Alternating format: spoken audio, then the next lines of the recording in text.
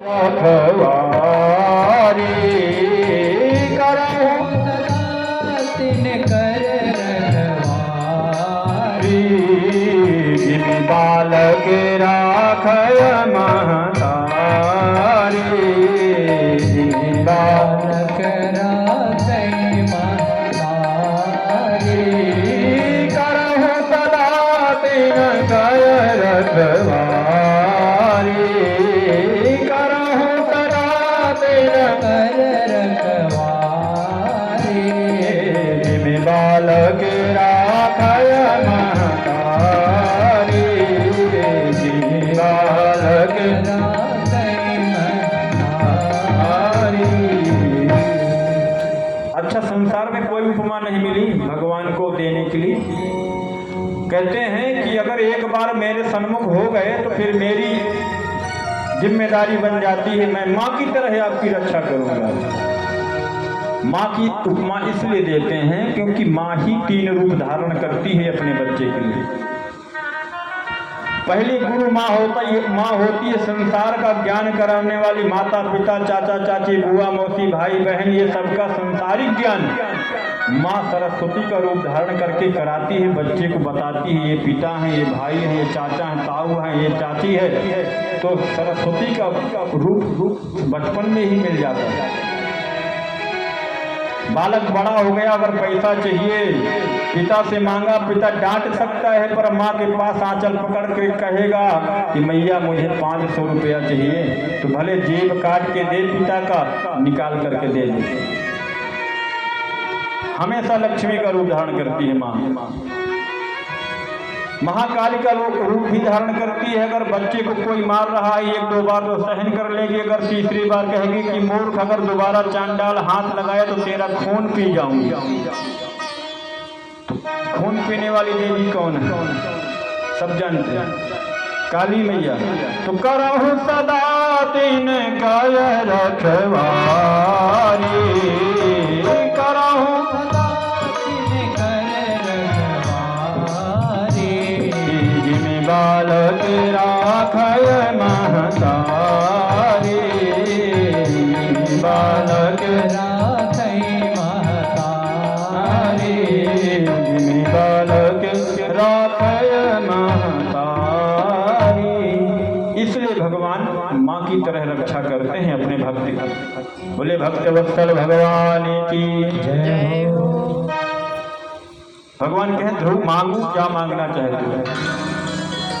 बोले मैं मांगने के लिए नहीं आपसे आपको खो जाऊं, केवल मुझे आप ये बताइए कि सुरुचि मैया ने मुझे ऐसे क्यों कहा? बोले मैया नहीं कहती तुम मुझे कैसे प्राप्त करते? धन्यवाद कहो सुरुचि माता का। फिर भी तुम कुछ मांगो, मैं देना चाहता हूं। तुम्हारे जैसा तपस्वी मैंने नहीं देखा। बार बार कहने पर भगवान जब इस प्रकार कहे तो ध्रुव जी कहते हैं कि प्रभु अगर देना ही चाहते हैं तो ये दे दीजिए कि मेरे जीवन में कभी कुछ मांगने की ही आवश्यकता ना पड़े, मैं मांगू ही ना कुछ। बार बार जब इस प्रकार कहे तब भी कहें कि जाओ 36,000 वर्ष तक धरती पर शासन करो, फिर सशरीर तुम आकर के मेरे चरण पद में आकर के विलीन हो जाओगे। कहते हैं ध्रुव महाराज इस प्रकार जब भगवान अंतर्ध्यान हो जाते हैं, चले जाते हैं, तो हाथ मल के रह गए कि भगवान सामने आए और मैं सदगति नहीं कर पाया। पर आज्ञा थी भगवान का कि राज्य का शासन करने के लिए। तो ध्रुव महाराज का विवाह भ्रमी के साथ हुआ। इनके 2 पुत्र होते हैं, कल्प और वत्सल। इनकी दूसरी पत्नी थी इला।